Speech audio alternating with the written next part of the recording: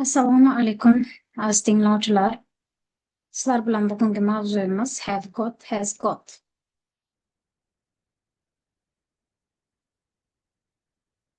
O'zbek tilida tarjima qilingan paytda ega bo'lmoq deb tarjima qilinadi. Bugungi o'rganishimiz kerak bo'lgan mavzularimiz learn the meaning of have got, has got. Have got, has got fe'lining asl ma'nosini o'rganib chiqamiz. Make positive, negative and question forms. Have gotning darak shakli, inkor shakli va so'roq shakllarini ko'rib chiqamiz. Use have got in speaking and writing. Biz speakingda va writingda have got fe'lini qanday ishlatishimiz kerakligini ko'rib chiqamiz. Understand common grammar mistakes. Grammatik jihatdan xatolarimizni biz qilishimiz mumkin bo'lgan xatolarni ko'rib chiqamiz. What does have, has got mean? Have, has got nima ma'noni anglatadi? Have got, has got means possession, egalikni bildiradi.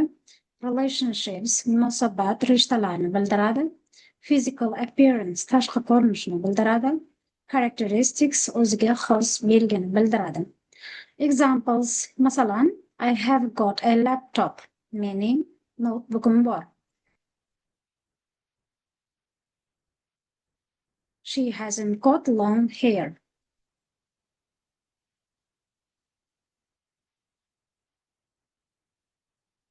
She has hozir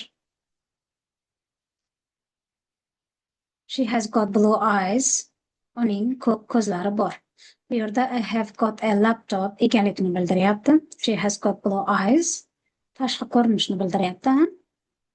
Va qolgan jihatlarini ham dars davomida mobaynida bilib olamiz.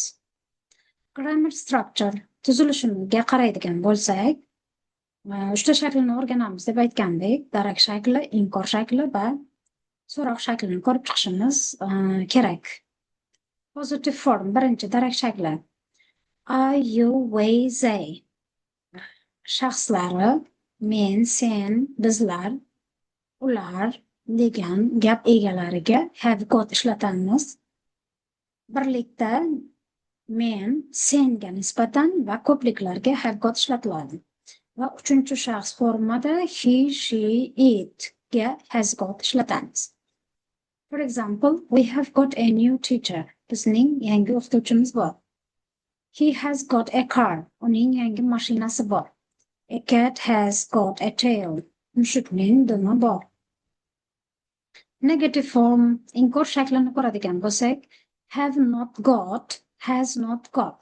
Bu yerda hozirgi darak shaklda aytilgan egalarga nisbatan